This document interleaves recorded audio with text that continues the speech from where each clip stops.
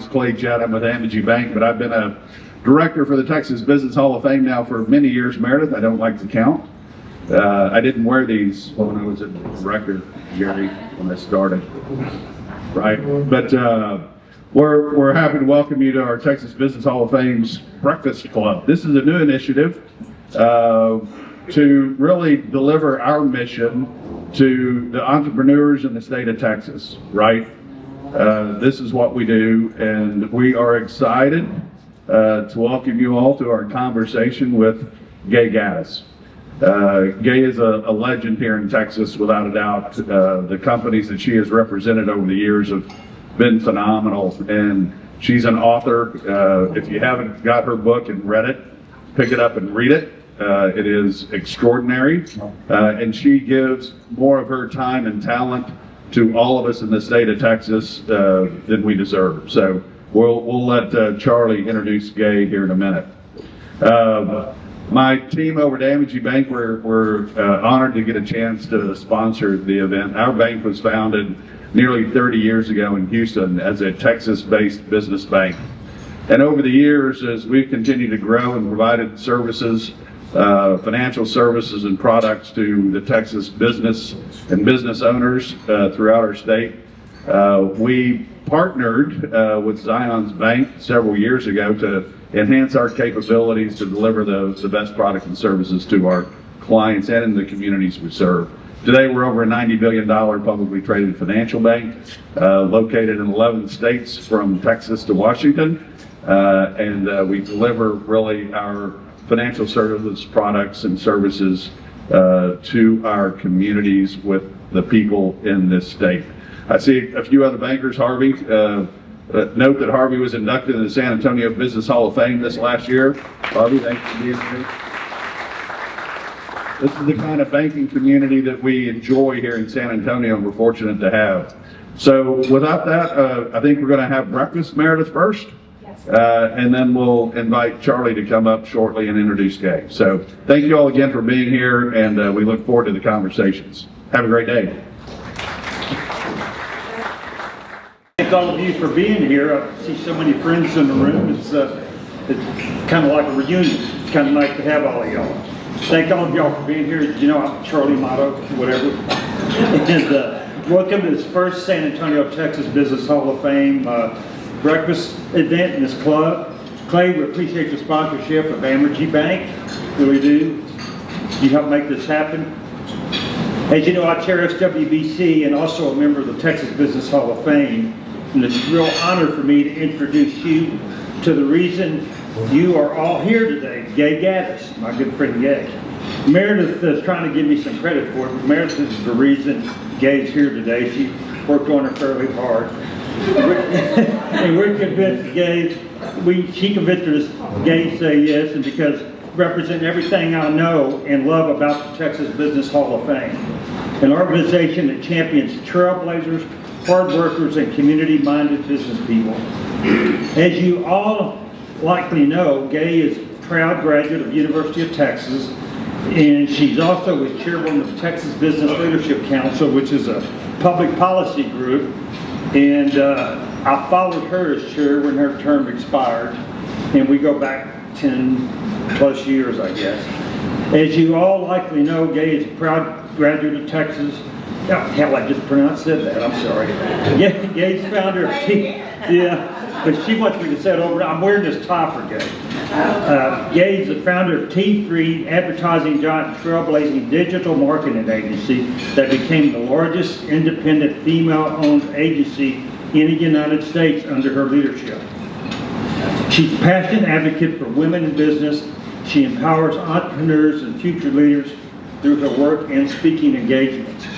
Gay authored Cowgirl Power, How to Kick Ass in Business and Life, Gay, your language. And can't wait for her to talk a little bit about that.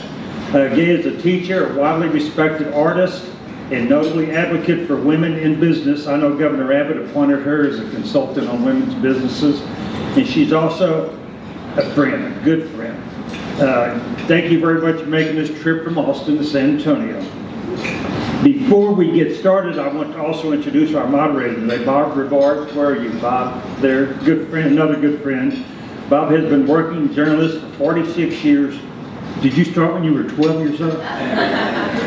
And there's nobody better to facilitate today's discussion. After serving as executive editor of the San Antonio Express News, Bob co-founded Rivard Report, now the San Antonio Report. He retired again in 2022 and now hosts a podcast called Big City, Small Town.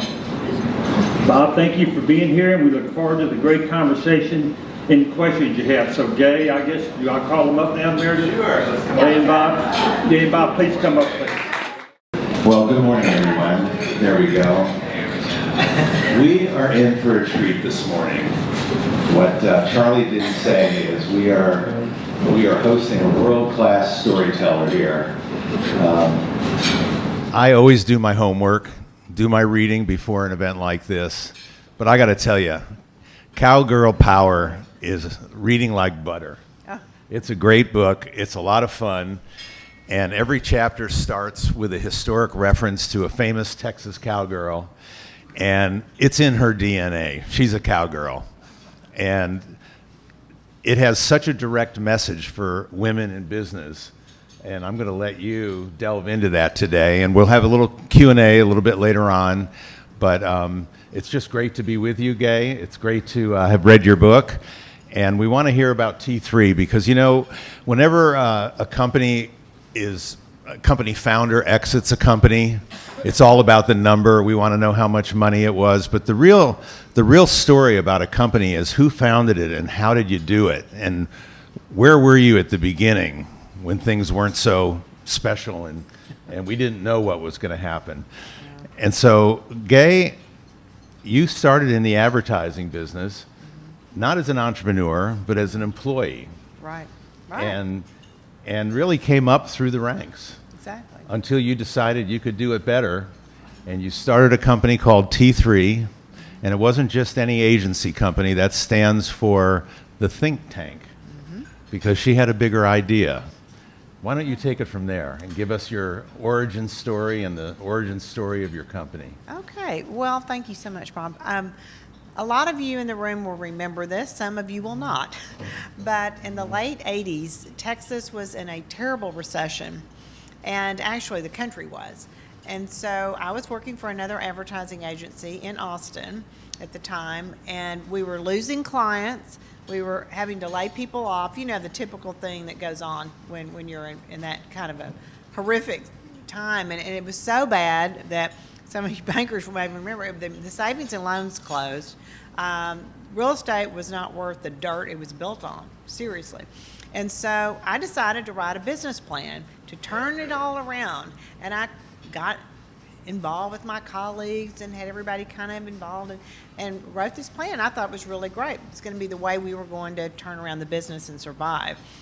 So I got through this, and we had a meeting with our advisory group in the company. And the president, of course, was in that group.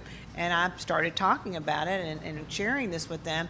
And about 10 minutes after the meeting was over, he came down the hall and he said, "You know, I'm not going to support your plan." And I was just shocked, you know, because I thought it was really what we needed to do.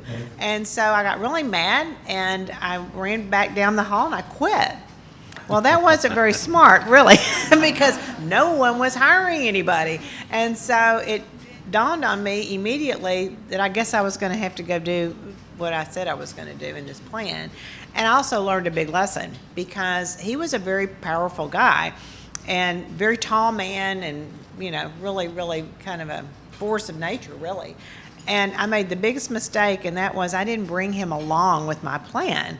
You know, had I included him and brought him along, he probably would have owned it and it had been his before it was over. But nevertheless, I had no money. We were all broke. My husband had taken a pay cut. We were just all struggling with 3 children. And so I had $16,000 in an IRA, and literally that was the only money I had. And so I took that $16,000 out, hired a lawyer, became incorporated, and within a month, I was sitting in a little office that I begged this person to let me have. And I said, "I'll pay you when I can, but I'll pay you." and started my little company with 2 other people, and off we went. And, you know, at the time, it was so bad and the economy was so bad that our biggest ace in the hole really was that I knew the hospital business, and I knew healthcare because I'd been the PR director at Baylor Medical Center few years before. So I had connections in the hospital business, and they were spending money and nobody else was. So we just went right to work in that industry and wanted to diversify as fast as we could, but that's how we started. And I just would come home every day and tell the kids failure is not an option. We have to make this work, everybody, because I mean that was how we were going to survive as a family. It was just really tough. But that's how it started, and then the story goes on. But that's the beginning. That's how it started.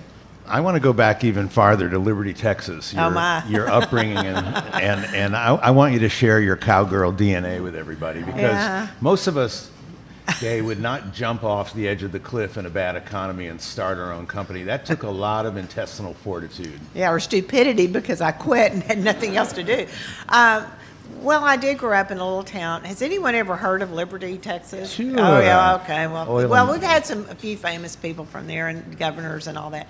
Well, nevertheless, my parents were from Missouri, and my dad got hired by Gulf Oil in the 50s to go to Houston. So I was born in Houston, but they were transferred to this little town of less than 10,000 people.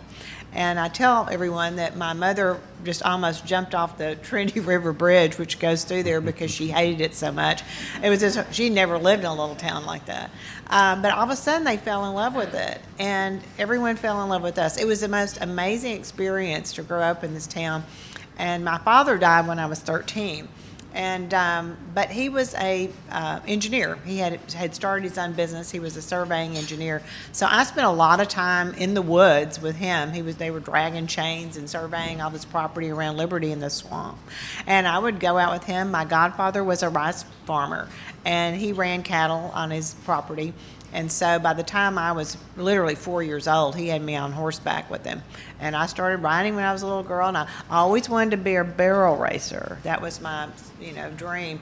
But my mom wouldn't let me do it because she said, I don't want you hanging out with those nasty cowboys. And she said, you can't go running around the rodeo circuit. And so that just put the kibosh on that. But I still rode a lot and always had horses and been admired. I just admired cow people, and people who were real true to nature and true to the earth. And so that's kind of where I get my grounding still today. I mean, I've lived on ranches my whole life, even though I live in town sometimes, because that's where it's kind of like Scarlett O'Hara in Gone with the Wind, where she gets her strength from Tara, and I get my strength from the land and from working it. So I'm really a cowgirl. I truly am, and I still raise longhorn cattle today. Well, Gay, if the story ended with you successfully building a local agency, that would still be a great story, but somehow you started with your $16,000 and a couple of employees and grew it into a global business with offices all over the world, hundreds of millions of dollars in annual revenue. How did that happen? Just hard work. I mean, it's all I can tell you.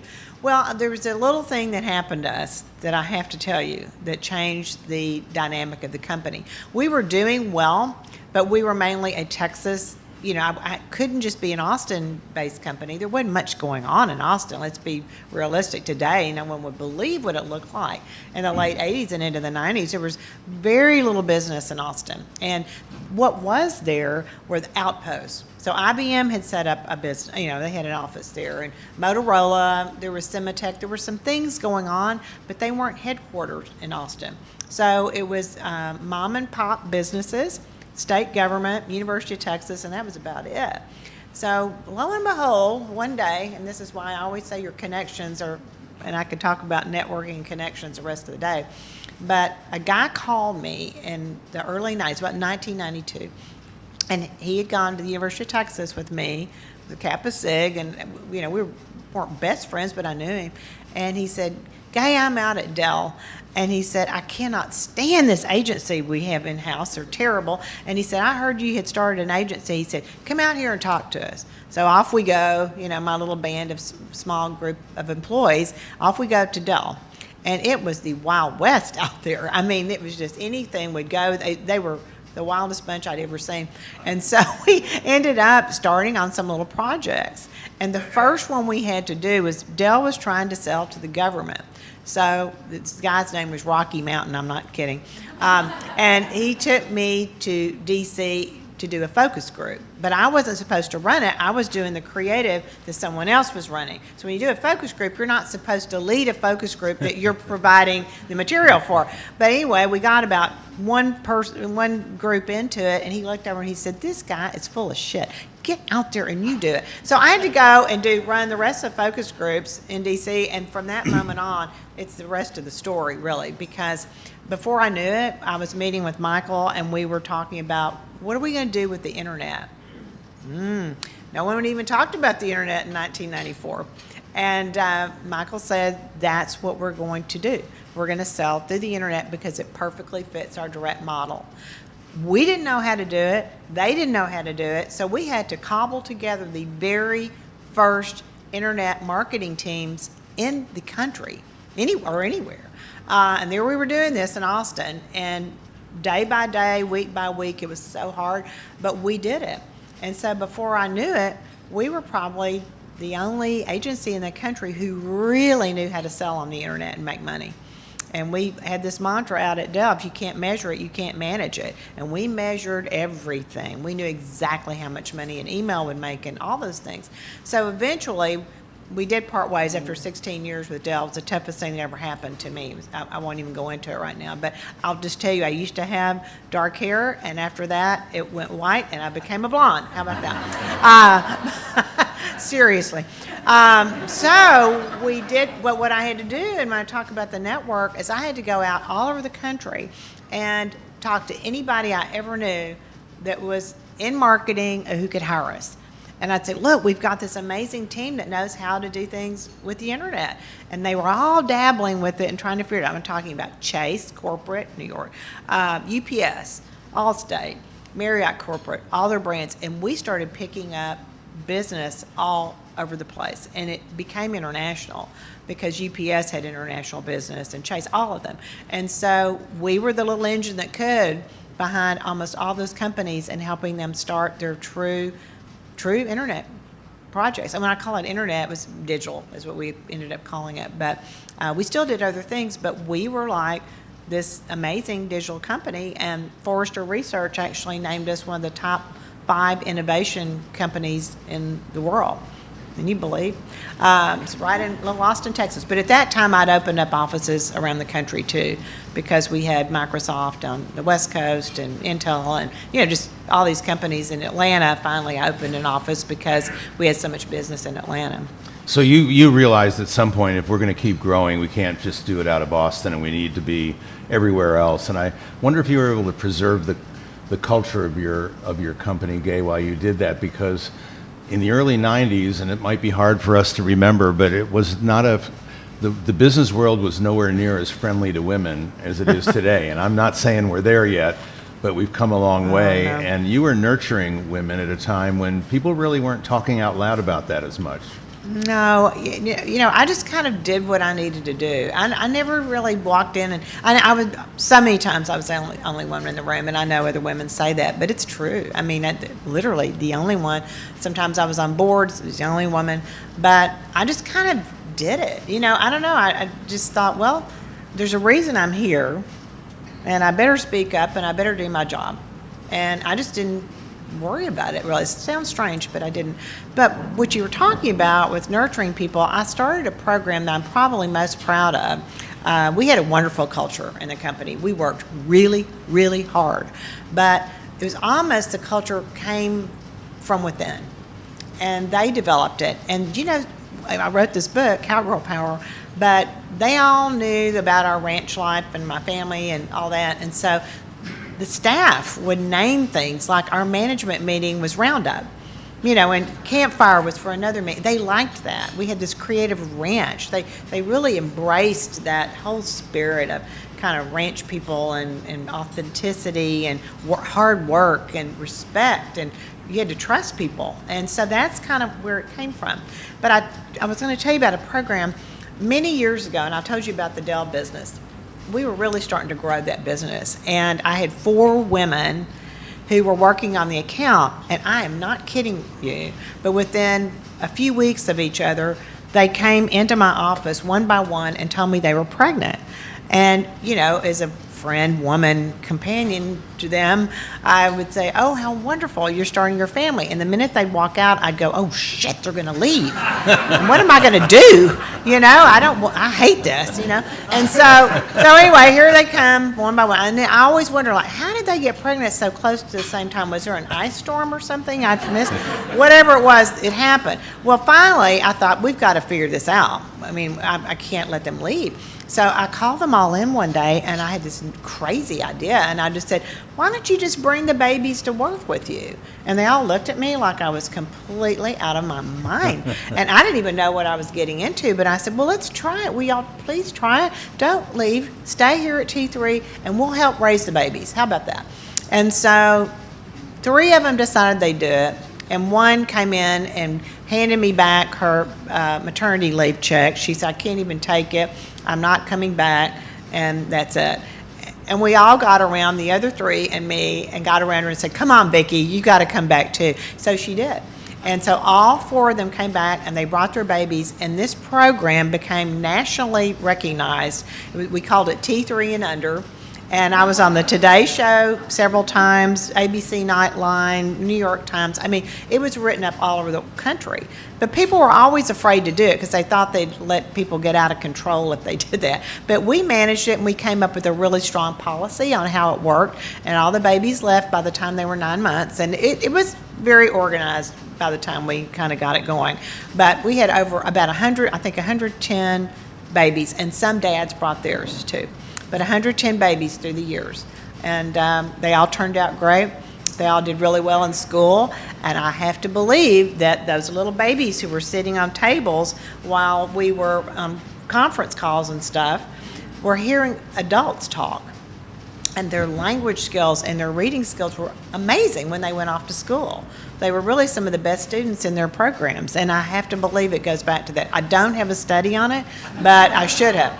I should do one with the University of Texas about it someday, but anyway. So eventually, that kind of approach to management and caring for people became what you call cowgirl power. Mm-hmm. What is cowgirl power? It comes from within. It's something I think everybody has, and yes, I wrote the book for women because when you have a publisher, you've got to target an audience. I mean, that's the way it works.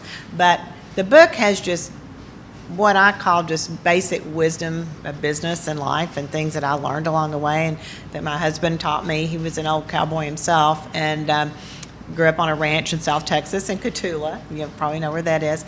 And so, you know, it really was just kind of telling people about getting in touch with who you are inside and understanding your own personal power because everyone's different and everyone has different strengths. But if you harness those, and I use that word, then lead with those strengths. And that's where your power comes from. And it's all inside already. You don't get it from somebody else. It's already there. You just have to understand it and know how to use it in the best way that works for you. You know, the Texas ethos is such an important part of who you are, both personally and professionally, and that resonates through everything you do.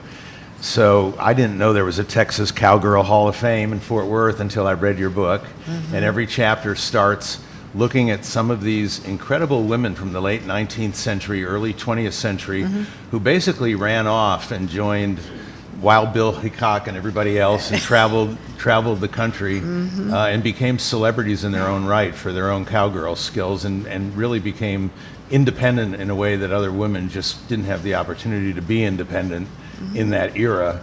And that somehow, I don't know, served as an inspiration for you and how you've approached your work and life and how you approach other people that work for you or with you. It's true. I didn't even know about the Cowgirl Hall of Fame. And if you have not been there, I highly recommend that you go to it. It's in Fort Worth. It's beautiful. It's a fabulous building, and all the exhibits and everything are just first class. It's just a beautiful. Bass Brothers. Yeah. The Basses did give a little money to that. But it's a wonderful place. And I was going to write the book Cowgirl Power without even going there. And someone told me about it. And I thought, well, I need to go and check this out. And I became so inspired, like you said, by these women. They were just true show people, but they were business women too.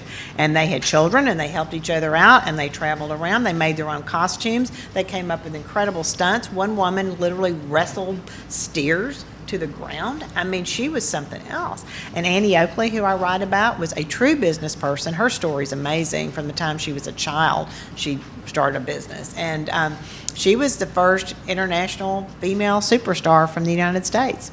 Just decorated and medals all over her, because she was from kings and queens and all over Europe. And she was just quite an amazing woman.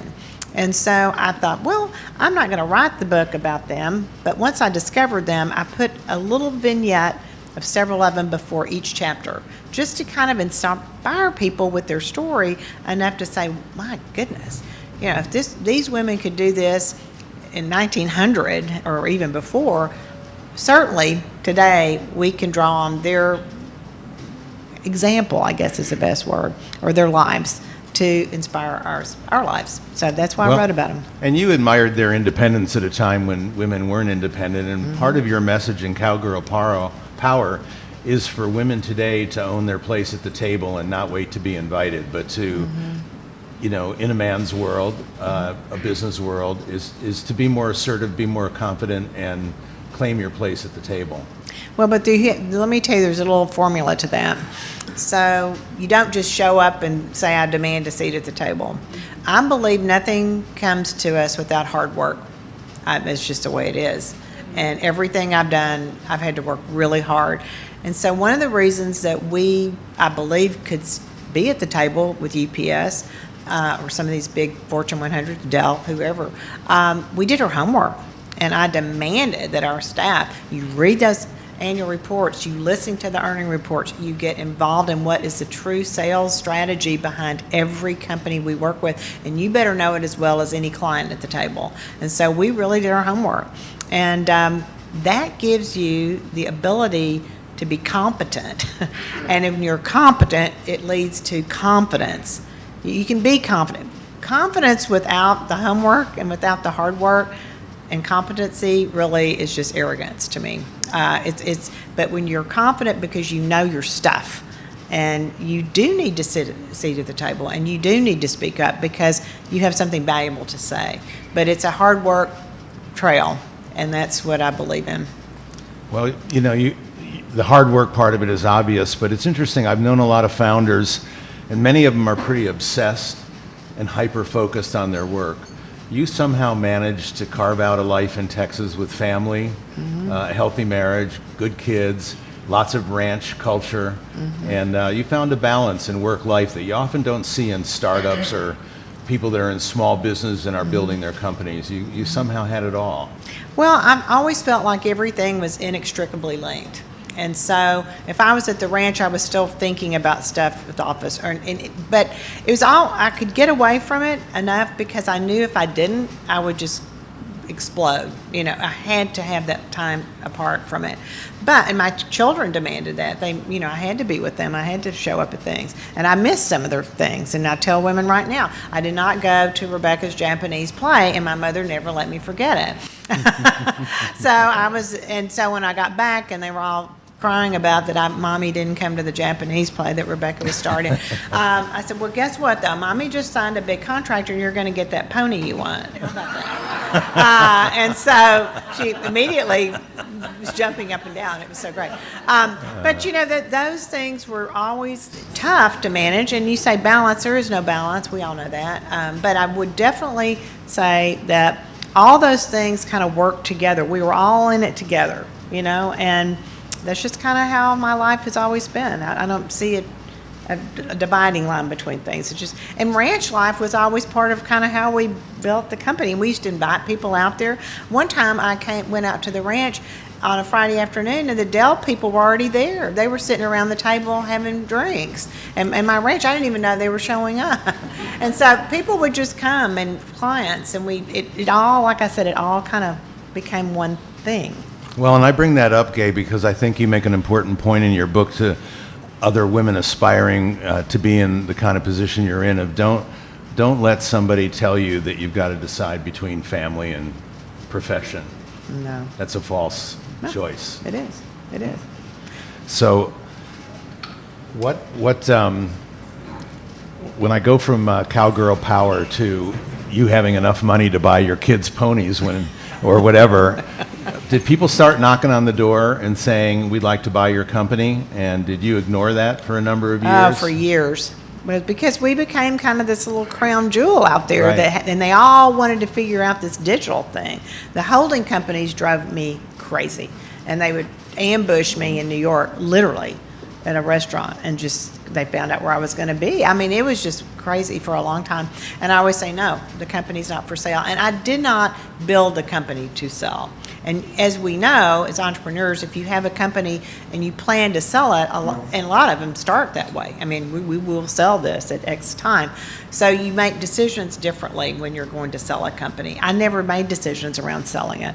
But we came to a point it's been over 6 years ago, and we had a family meeting, and my children were there, and they said, none of us want to be in the business. Now, the oldest one was already in it, and he said, I'm not going to stay in it.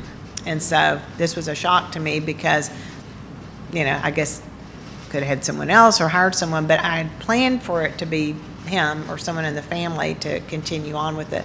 And so they decided that they didn't want to do it. So I said, well, then what are we going to do? And they said, why don't we just see what it's worth? Why don't we just go through this thing? And I said, okay, I'll do that, but I will maintain the right down to the last day of not signing the contracts and not doing it. If I decide it's not a good thing and we're not going to do it, then we're not going to do it.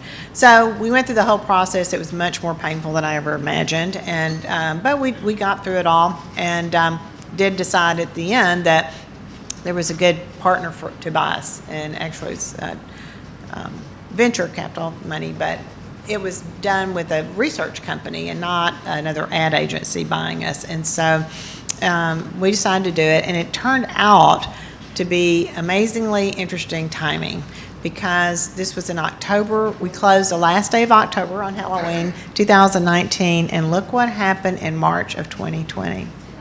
Pandemic. The whole world went crazy, upside down.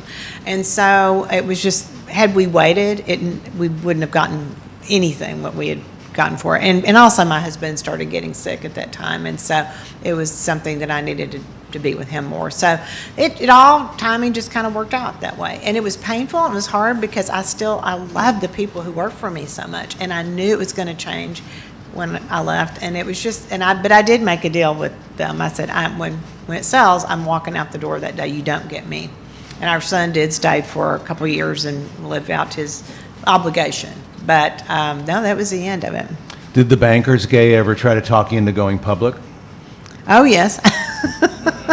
And I never had a board. And listen to this. You all won't believe this. I still wake up some days and say, how did I do that? But here, what I'm going to tell you is unbelievable, I think, now. I didn't borrow 1 penny to run the company from day one, ever. We had lines of credit with our bankers, but I never borrowed any money, even in recessions, no matter what, because I have this phrase that when I make speeches, I always say, know the money. Boy, did I know the money. I knew almost down to the penny how much money we had in the bank every day.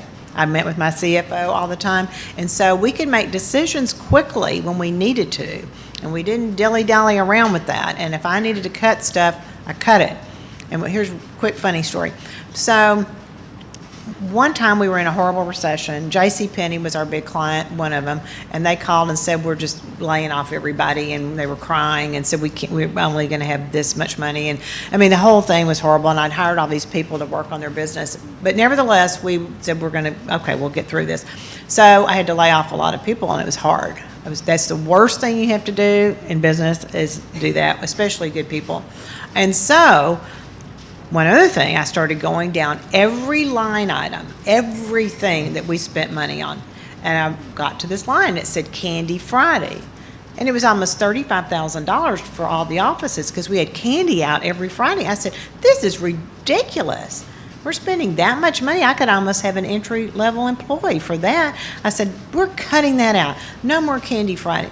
Well, I didn't realize that I had literally stepped on a cultural tradition. And we'd had candy Friday from the beginning. Okay, and then we added all these people, and it got bigger and bigger and bigger. But what it was is everybody would run down to the cafe and all the different offices at a certain time on Friday morning and grab a bunch of candy, and they'd visit and say, "Hey, you going to Joe's baseball game?" Or "I'll pick you up tomorrow night to go do this," or "Hey, how's your mom doing?" I mean, they loved it. It was more of a greeting and more of a bonding than it was grabbing candy. So here comes the Friday, no candy. Well, you would have thought I had shot a dog in the front yard. I mean, they went wild and just revolted about no candy on Fridays. So the next Friday we had candy. I said, well, I'll figure out something else to cut out because we're going to bring the candy back, and we did it. But that goes back to cultural icons too. You don't know sometimes how important these things are to people, and because they mean more than just the obvious. It's an interesting thing to note.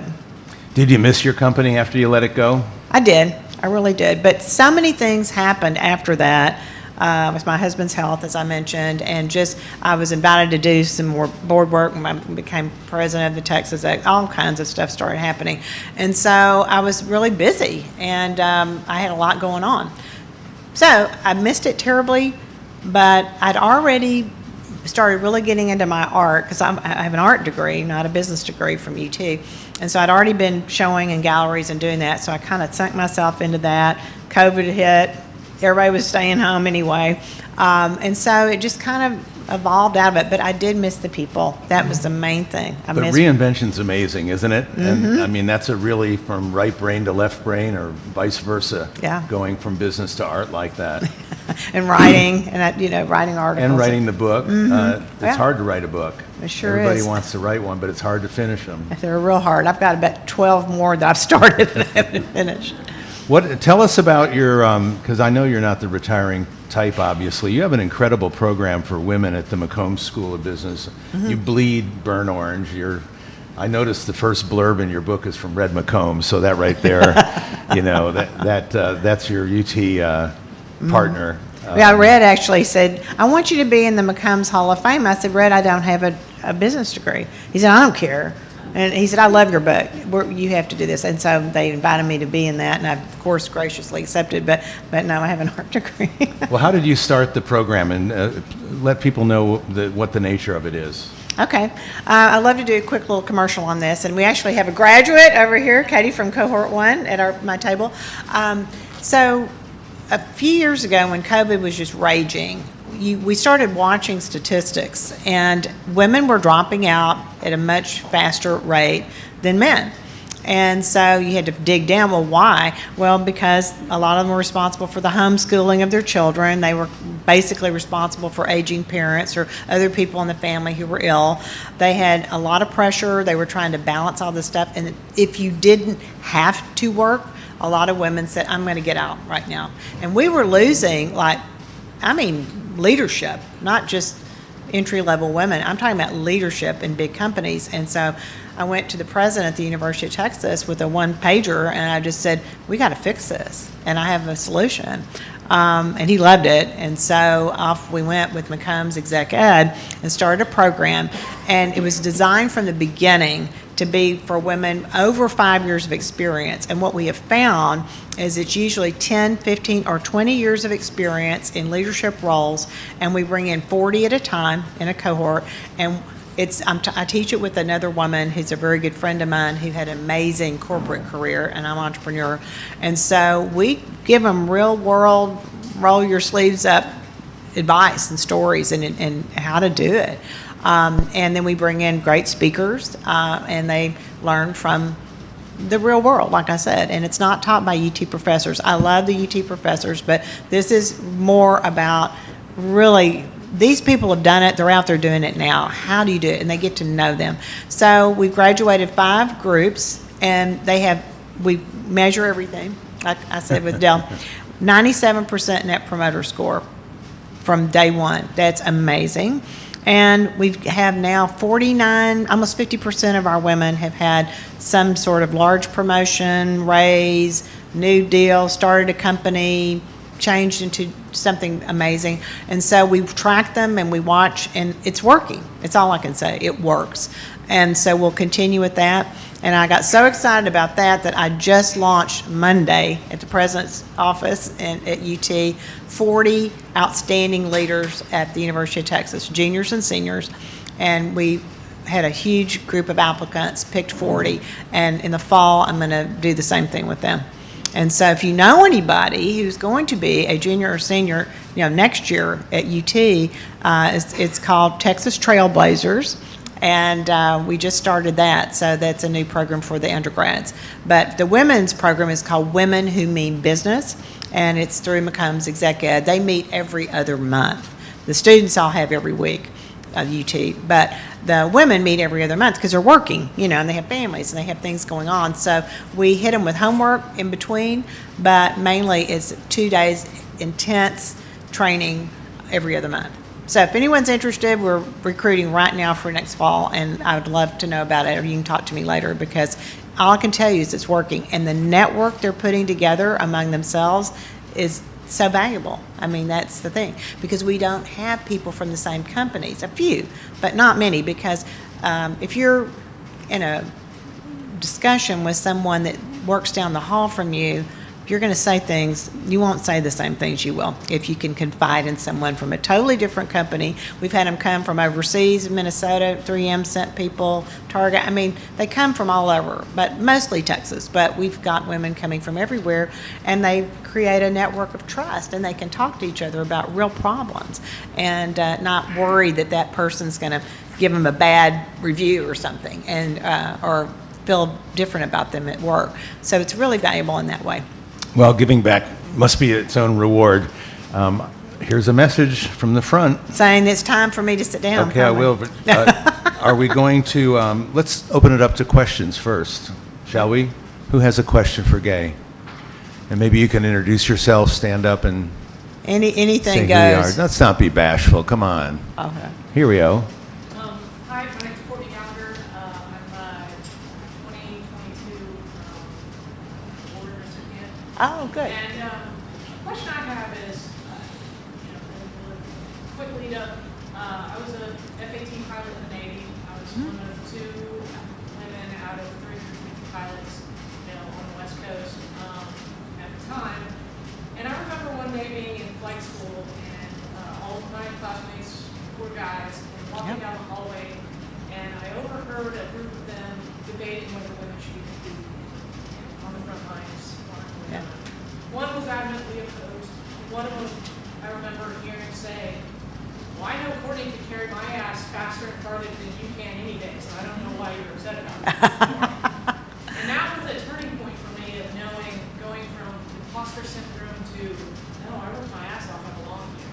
Did you have a moment, did you always just feel like you belong there, or did you have a moment like that where you went, oh no, I belong? Good question. That's a very good question. In fact, do you know Jeannie Levitt by any chance? She lives in New Braunfels now. She was the first female fighter pilot in the Air Force, and she speaks to our women's group sometimes. So you should meet her. I'll have to introduce you because you will have a lot in common. But yes, there were a lot of times where literally, especially in some of those early Dell meetings, because I kind of knew the hospital business. I told you about that, and a lot of women were in PR and hospitals and stuff, so it wasn't so awkward. But in Dell, it was usually guys, all guys, and they had their own lingo and their own club and their own way of doing things. And so, again, I just had to learn everything so that I could say it. So it's kind of like what you're saying. You do the hard work. You know that, and then you realize, well, I do belong here. But there were times I felt intimidated. I'm not going to say I didn't. And I'll never forget when Charlie talked about the Texas Business Leadership Council. It used to be the Governor's Business Council way back, and we had our executive committee, and they invited me. I was the only 2 women in the whole thing, and I walked in, and Herb Kelleher was there. And this was in a small, the executive breakfast they had before the meeting. And I got there a few minutes before 7:30, I think is when it was. And he's one of those people, and I thought I was on time. And he said, "Little lady, you're late," in front of everybody. And I was just like, I was so intimidated. He was smoking a cigarette and, and yelling at me. Probably a But, drink. yeah. And I said, well, I'm sorry, Mr. Kelleher, I thought I was on time. I thought the meeting started at 7:30. He said, no, we've been here since 7 o'clock. We've already got everything figured out. You're late. So that was pretty intimidating. But, so I got there earlier next time. But, it's those things do happen. But for some reason, I thought, well, someone invited me in here and I should be in here. So here I am, But interesting, it does happen. Yeah. Well, thank you for your service, and that's very cool that you're a former pilot, military pilot. Very good. We have Another one. question. Katie. Thank you for being here with us. I've enjoyed getting to know you so much. My question is, over the years, you went from being 3 people to global organization. What was the biggest challenge from a cultural standpoint that you had of growing a business from the ground up like that?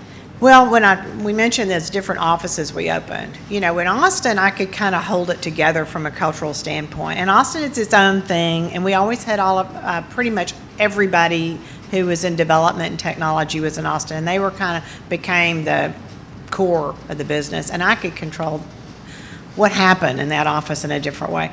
Well, all of a sudden here comes New York, and then we had San Francisco and Atlanta and a group in Chicago.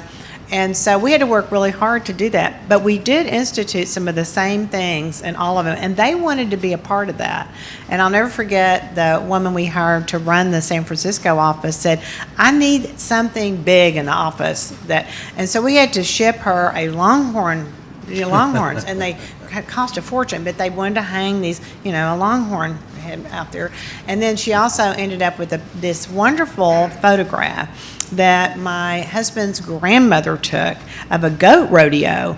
And I don't know if y'all know about goat rodeos, but I guess down in Cotulla they got bored and they did those. So, but there was this guy on horseback, literally not holding on to anything but his rope, and he wasn't holding the reins or anything, and he's chasing a goat. It's a fabulous photograph, and we blew it up huge. And so that was this big mural. But they all wanted to embrace that. They loved the Texas thing. They loved the ranch stories. They liked the way we talked about things. And so, I went to visit them a lot. I would go to those offices because we had clients there. And so I would go visit them a lot and make sure that they heard my stories and that if I saw something I didn't feel right about, we fixed it. But it was tough because, every city, everybody has a little bit different culture and work style and all that, but we made it work, and we were all in it together. And then one other thing we did, so we didn't divide the clients like that. Everybody had people from almost every office working on the client. So it wasn't like, oh, well, New York just had Chase, or they did that. Well, yeah, they had a lot of it, but we also had people in Austin and San Francisco and wherever, working on that business. So they had, even though there were time zone changes, they had to work together. And that brought them closer too, because they were all in it together. Their bonuses hung on it, everything. So they wanted each other to win, and that helped a lot. Did you find yourself living on airplanes at that point? Oh, yeah. That's a at completely the time, different I was existence. American Airlines' best customer, I think. I even got to the point I knew the people working on the planes. I mean, you know how many times you have to fly to do that? I mean, they come in and go, hi, Gay, I remember you from the last time. I said, yeah, I bet you did because you served me too many gin and tonics. But anyway, I was there all the time. I flew constantly, but I had to. And at that point, when I was really flying a lot, my kids were older, and so I didn't feel quite as guilty about leaving them when they were children. But I just took off, and that's how we grew the business. I had to go. I had to be in those offices. I had to go meet new clients because if I stayed in Austin all the time, we weren't growing. Nancy Barnes. Hi, I love everything you said. It's amazing. I'm Nancy Barnes, and I lead the sales team and have for many years. And something that mostly younger women. Yeah. The longer I live, the younger they get. Yeah, I understand. But what I find over and over, and still, although women, we've come a long way as far as having a seat at the table, but I hear again and again from them that they're not being taken as seriously as our male counterparts. They'll come up with an idea at a meeting, and everybody, the men will nod, and then at the end of the meeting, someone will basically regurgitate Yep. the idea she said, and it's, oh, Scott, that's great, we're so excited. So how do you, Men. how do you coach them on how to handle that and have a voice that's heard? Well, there's a couple things. The way that you talk, and you can be humorous and that sort of thing, has a lot to do with it. And some of the women who come in our program, they'll have kind of high-pitched voices, and at the end they'll go, well, I think that might be, they're not confident in the way they speak. And so you got to really train yourself to do that, and really coach and listen to it, because sometimes the way you say something makes you discredited, and all of a sudden you don't sound like you're sure about it. And you keep saying, and I say this in the book, you don't go over and over, well, I think, I know this. And you should know it. The other thing is executive presence, and doesn't mean that you have to be, in a Navy suit, every day, or dress like a man, but I think you have, and I wear clothes that are a little flamboyant because I was in the advertising business, and that's just who I am. I have a good friend who I teach women who mean business with, and last night I had on this belt that has green tassels on it, and they're big tassels. And so I took a picture of it before I went out to dinner and sent it to her, and she just started laughing. She said, I don't have anything like that in my closet. Because, yeah, she was corporate, and she wore the suits and the whole thing. She worked at Coors, wore khakis and polos and the whole thing. But I've always been a little on the edge with the way I dress, but I always really think about it, because people judge you that way. I mean, they size you up, and the way you talk and what you look like has a lot to do with it. And the other part is really knowing your stuff. And if you can, I've heard that 1,000 times about how a woman says, well, I already said that, and then some guy later says the same thing and everybody gives him credit. Why'd that happen? I don't know. That's never really happened much to me. And I think it's just because I'm kind of and I know a lot about sports. I don't know as much about pro basketball because Charlie's always saying, well, they did this and they did that. I'm really into football, I like big time. And so I would always be able to go in and talk to the guys about literally all these people on the teams and who was in this playoff and who's doing that. And all of a sudden they kind of went, oh, okay, she's one of us. So it's just kind of the way you present yourself, and sometimes even the things you talk about. And you don't mean you have to be a guy, but just be in their world some too. It's not just about because women talk about different things a lot. Well, I hope that helped. No, probably out of time. Yes, ma'am. Hi, my name is Ashley Landers, and I own a local ad agency called Texas Creative.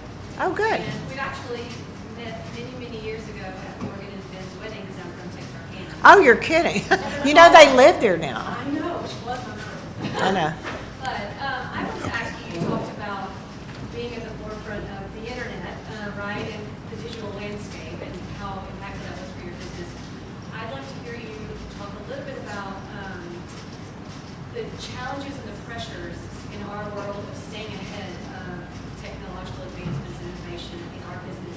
We feel that maybe just a little bit more than everybody else. So maybe you could just share a little bit of the challenges over the years and how to stay at the forefront where you were when you started. Well, and it's a big challenge today. This business has changed dramatically in the past 8 years, I think, and a lot in the last 3 years.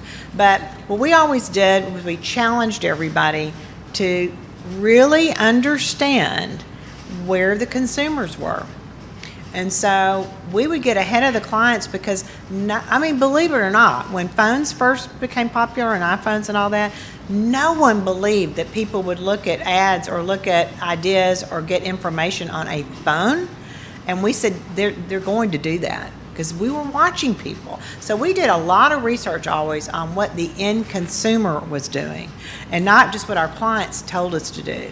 And so, when the iWatches came out, I said, I guess if we all start talking through a decoder ring, we're going to have to do that because that's where you go. You go where the customers are, and then you figure out how that innovation works. And I would hire people 10 times smarter than me who knew how to make technology work in that medium. And it's a medium that we're talking about. And it used to be, the printed word, it used to be TV, it used to be this, but now we have a different way of getting information. And to be honest, I'm not 100% where it's going to go next, But you got to go, if you really study the consumer and watch what they're doing, then it'll take you there. We never believed people years ago would post pictures of their family vacations. They wanted to share that. So we had this big award thing at Marriott that if you would send in your favorite family vacation, you could win a trip to Paris. People sent thousands of pictures in. Oh my gosh, this is them on the beach, their family. But they didn't mind. They wanted to share. So we knew then, this was years ago, that people were going to share so much more than we ever believed. And look what's happened. So again, it's following consumer and doing little tests like that. You know, we didn't know we were going to get thousands of photographs from that, but that told us a lot. So. Okay, we have a little surprise for everybody this morning. Uh-oh. We have not one world-class woman entrepreneur in the house, but we have two. Good. So how many people here know Holly Thaggart and Supergoop? Holly, come on up. Let's have two people come up.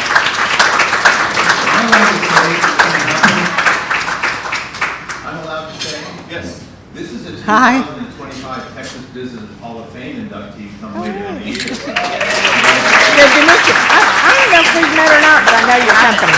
Okay, I know Nice your to meet company. you. Nice to meet you too. This has been wonderful hearing your story. Oh, thank you. Surprise, Holly. Talk among yourselves. Gosh, you know, I so enjoyed this morning, and there are so many parallels in building and even down to what you said about culture. And we had a thing with Supergoop, and I just as of a week ago stepped away from the board, chairman of the board, and am moving on to do some new things. I'm super excited about it. But one of those things that resonated was our company culture and how we didn't realize until we took it away that holidays were something that I created very early on, and it was when any given day of the week or month, I could just announce, hey, today's a holiday, everybody go home. And I did it strategically, and I'm the only one that was able to give them because my name's Holly.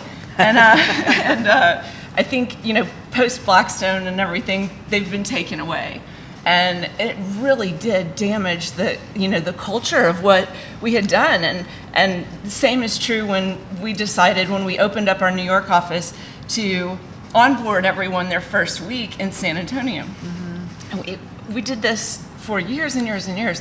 And then we did also the flip side of that. When we hired someone new in San Antonio, we would onboard their first week in New York. And we carried that on to when we opened our office in Singapore and Hong Kong, and we'd bring them to New York, and we just kind of like play checkers with where your first week on the job was. And it brought together our teams from Paris to Singapore to Hong Kong to San Antonio to New York, because our first experience in the brand was always in an office that we were not going to be working in. And they've kind of cut that off now, but and it has changed. And it's those little tiny things like naming our conference room in New York after the Hotel Emma, because that was where our office was.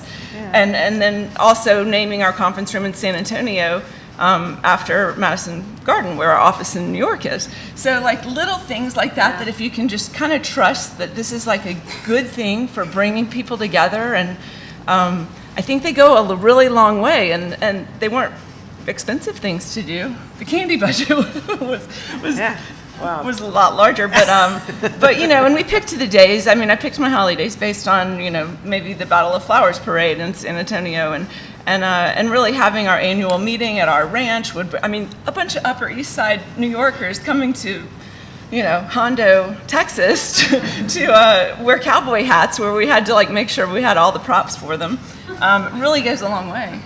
Well, it sounds like some similar things that you did to kind of bring that Texas culture into your business, wherever it was. Speaking of that, this is so funny. We had a creative director that worked in the New York office, and he was probably 6'5". He was a really tall guy and very manly guy. We took him out to the ranch the first time, and I was driving around in the four-wheeler, the mule, and one of our Longhorn steers came right up, and he freaked out. He almost jumped on top of that thing. It was just like, and I couldn't believe it, but he was truly afraid of it. He thought it was going to kill him. So I don't know if you ever had experiences where people would come in and go, "What's going on out here in Texas? You all are wild," Oh, absolutely. And, one of the things both of you had to deal with, we didn't talk about it earlier, Gabe, but founders have to let go of their companies at a certain point, right? And some of the things that made the company so special, and I would argue so successful, the people buying them undo what's so special about them.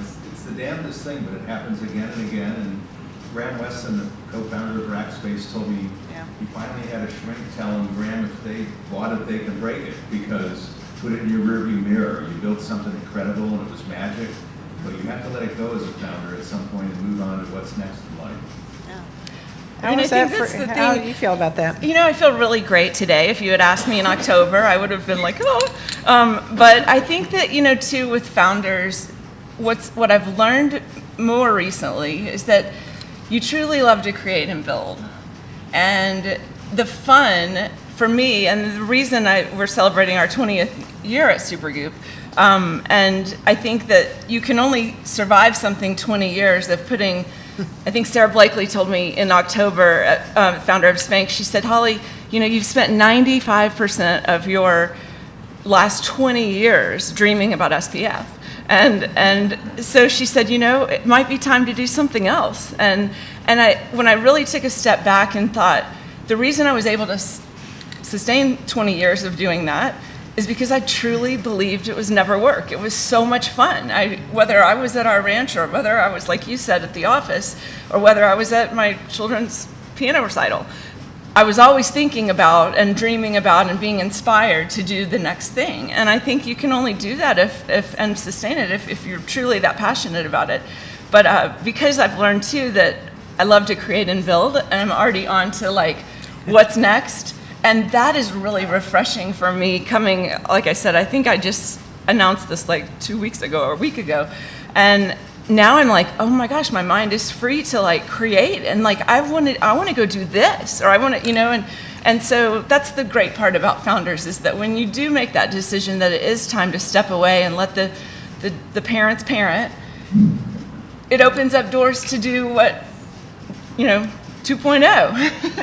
and it's fun because I have the time now. I would have never been able to come to something like this or to hear you speak, because I was always on a plane somewhere doing something for building Supergoop. And so this has been inspiring for me too, because when Meredith asked me, you know, you're here, do you want to come? And I was like, oh, well, yeah, I don't have anything to do. I'd love to. And I, you know, have met so many great people through the Hall of Fame. I can't wait for October. And That's great. Well, we have time for a couple more questions. Who'd like to stand up and ask? One question, Meredith? Yeah. You're tough. I'm having a good time. Well, she's just trying to, Who had a question? Yes, sir. It may not be a question. I'll subordinate myself to the talent to some extent, but there's something I do know about both of you and the way your brains work, and it has to do with, you're not a business major, right? You talked about that, and your artwork is extraordinary. But yours, Holly? yeah, I'm not. I went to college to get the degree and couldn't wait to start something and get out. And I still can't really open a spreadsheet. And so, but I also understood where my strengths were, and I was able to hire around them. And you know, you can't really hire someone to dream about SPF and learn that and embrace it and change the way the world thinks about something, sunscreen. And if you don't know your strengths, and so I was able to surround myself with my brother and my husband and a Harvard Wharton CEO that could run those spreadsheets and allow me the freedom. So I was never a strong school kid. But your brain is art and music. It is art and music. I come from my mother's has paintings in the Smithsonian, and so I love to paint, draw, and my background in music taught me to look at one measure at a time, and that's what I think you have to do as an entrepreneur. Is if you open that sheet music and you see this, you know, overwhelming notes everywhere, you could easily just close it. And instead, you have to learn to put the right hand with the left hand, play a measure, go to the second measure, and pretty soon, if you don't stop, you will have that masterpiece of a song. And the same is true with all of your careers in entrepreneurship. It's a matter of just not stopping and being completely obsessed with what it is you're doing. So, but yeah, school was not my thing. Unfortunately, we've reached the last measure. I've had a wonderful time being with you, Gay, and you, Holly. It's a privilege, but also super interesting. Thank you so much. Thank you. Thank you, Bob. Hi, I'm Brandon Karam. I'm a co-owner of a personal care product company called Pristine, and I'm this year's Texas Business Hall of Fame Alumni Association president. One final time, Gay, thank you so much for joining us, from driving down from Boston and sharing your insights. Truly incredible to hear. And Holly, thank you for joining us as well. Congratulations. We're all looking forward to honoring you this fall. I also wanted to acknowledge Gary and Charlie, our legends here with us today. They're always so supportive, so thank you so much. We really do these events to just get everybody in the same room together, from Texas business leaders to up-and-coming entrepreneurs to just people in the business community, so we can all learn from one another, get to know each other, and listen. And it wouldn't be possible without sponsors like Amagi. So Clay, thank you very much, especially in nice venues like this. Thank you to all the Texas Business Hall of Fame directors who are here, the alumni, and all of our guests who were able to join us. And last but not least, the people who make it possible. I don't know how they juggle so many different events in so many different cities while also planning a gala and finding new scholars. Meredith, Patrice, Kyle, Denise, Jennifer.